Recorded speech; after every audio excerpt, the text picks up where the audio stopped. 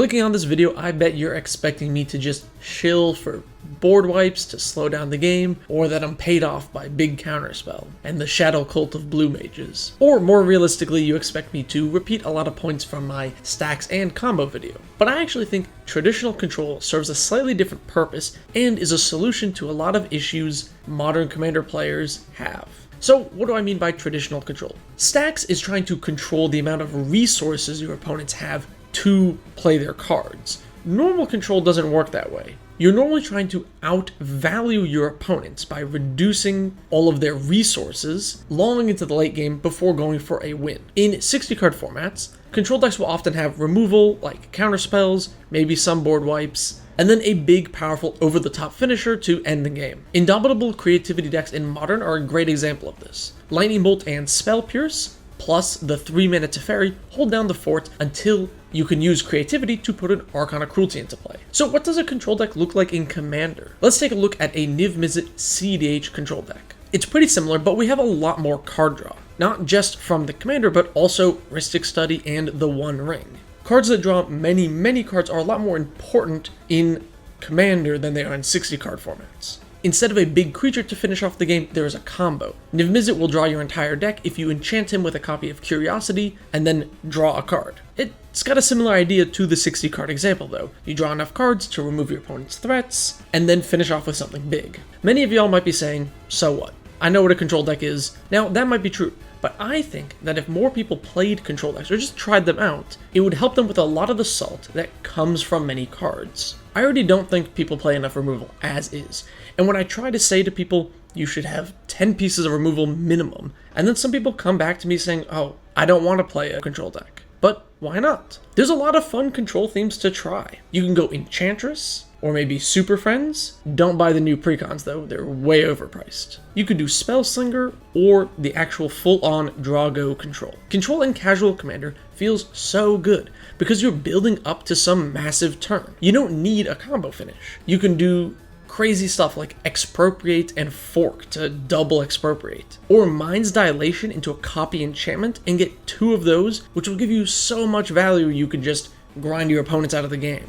Or maybe an Insurrection with an extra combat spell. These are really fun, exciting late game ways to finish off a Commander game. Now you might be saying, hey, playing all those big 8-mana spells is fun, but how are you going to get there? Well, that's where the control aspect really comes together. Other than having a hefty amount of ramp and lands to make sure you're hitting your land drop and ramping well, removal is gonna really help you out. Now removal I think also just adds to the fun of the game. I mean, look at the saltiest cards in EDH. According to EDH Rec, Stasis, Winter Orb, and Static Orb are the highest salt score cards. Notice anything about them? They all restrict mana and are all permanents. They could be stopped with removal. The amount of times I've countered a Winter Orb, then convinced the entire table to just knock that player out is way too many to count. If you're up against a stacks deck, you have the politics advantage. Saving your removal for their pieces and getting the rest of the table to just knock them out of the game is a really great way for you to just get ahead. In fact, most of the cards on this salt list are stacks pieces. And how do you beat stacks? With control, you counter their resource denial and just go over the top of them because they're expecting to have their Yakalhops resolve and then just win the game off that. If it doesn't resolve, then you can just draw more cards than them and just beat them at their own game. They're just a really slow control deck. I've seen playgroups ban cards like Archfiend of Ifnir and Gravepact, saying you can't beat them or it turns off all decks, which isn't true. Yeah, it turns off all decks that play exclusively creatures, and it also is unbeatable if you don't play removal, but it doesn't cause control decks to really get harmed. Most of them are lower on creatures anyway. Honestly, people just need to try out more non-creature decks. Try an enchantment deck out, or something that doesn't rely heavily on creatures. It's a lot of fun. And then you just get to ignore cards like Gravepact. If you play a lot of these control decks that are lighter on creatures, you're going to avoid so many things and just reap the benefits. So how do you go about building a control deck in casual Commander? Playing all these big spells in the late game seems like fun, but how do you ever make it to the late game? You might first think that removal is the most important part, but it's not. Spot removal is key for a control deck, and you do need plenty of spot removal in your deck.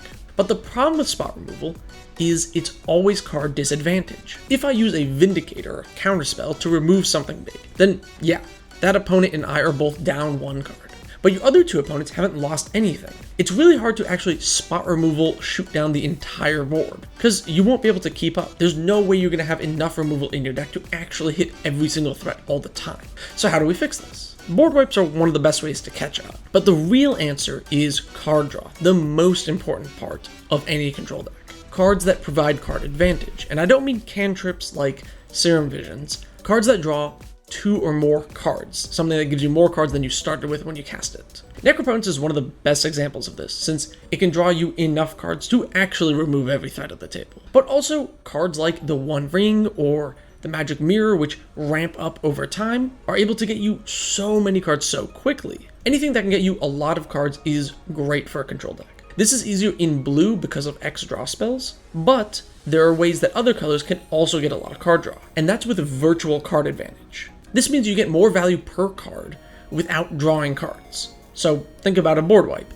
If you kill 10 creatures, it's like you drew 10 removal spells and used them all, but it's wrapped up in one card. For Casual Commander, I like Pillow Fort effects in my decks. Sphere of Safety can make it really difficult for an opponent to attack into you, and it can essentially remove all attackers because they just won't be able to hit you at all. Static effects like Sphere of Safety are really great virtual card advantage because it affects all of the creatures with one card. The other thing I try to do in my Casual Commander decks is build towards value engines. Sort of like combos, but they don't go infinite or win the game on the spot. Instead, they provide repeatable value. Here's an example. Attrition plus Lucius the Eternal is a great value engine. First, using Attrition, you sacrifice Lucius as part of the cost. Now, Attrition's ability and Lucius's ability will go on the stack. Have Lucius target the same thing you're targeting with Attrition.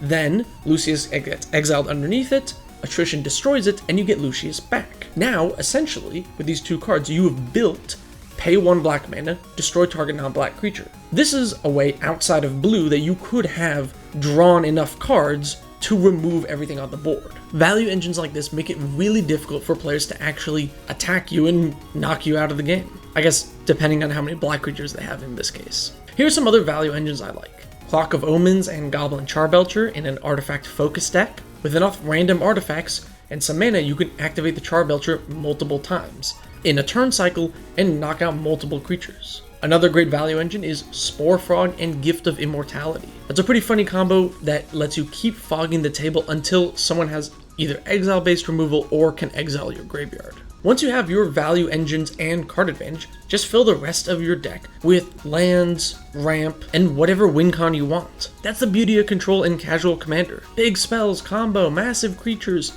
however you want to finish the game. Once your opponents are out of resources, the game is yours. Sometimes I like to have my commander as the win con. Something like Chromium the Mutable can be a powerful top-end finisher for an Esper control deck. Once you're ready to turn the corner and switch to the offensive, then your commander is ready to start dealing damage. And if you're wondering how do you have room for all of this in a deck, honestly, part of it is tutors. In the early game, the tutors can get you the ramp, and in the late game, they can get you the finisher that you need. And then in the mid game, they get you the removal. Tutors, because they're so flexible in Commander and powerful this way, are pretty important for some control decks. The more tutors you have, the less finishers you need, because you're more likely to just find those big finishers off of the tutors. Remember, with control decks, usually your finisher is something huge and over the top, or a combo, so once you find your finisher, the game's most likely over anyway. You don't need that many finishers in your deck.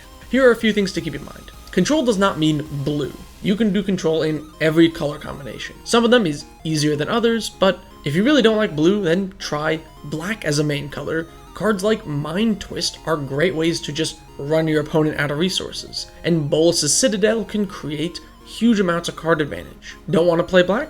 That's fine. You can do a Sunforger control deck. With Sunforger and multiple ways to equip at instant speed or equip for free, can let you cast many spells in one go and let you search up tons of removal or other utility. Also, be wary of how many cards your opponents are drawing. Prioritize removing or countering card draw effects over medium-sized threats that might get in for chip damage. A 6/6 is kind of annoying if it hits you a couple of times, but at the end of the day, the worst thing for you as a control deck is your opponents drawing cards. This is another reason I really dislike Arcane Denial. It refuels your opponent, and you're never going to be able to out-resource them if you lose out on card advantage. I've made a whole longer video about why I dislike Arcane Denial. I'll throw a card here if you want to check that out and argue in the comments. So that's my take on why and how you should play Control in Casual. I think there's a ton of different fun control-y archetypes that a lot of people just don't play because they're so stuck in their aggro, just play creatures and attack mindset. If I've convinced you to build a control deck, then that's awesome. Please share your deck list in the comments. I'd love to see it. If not, how come? And if you are already a control aficionado, let me know in the comments what you like to put in your casual control decks. Favorite value engines, card advantage, removal, whatever. Thank you so very much for watching. Subscribe for more, and you should still probably play more removal, even in your non-control decks. Like, I bet you're not playing enough. Seriously.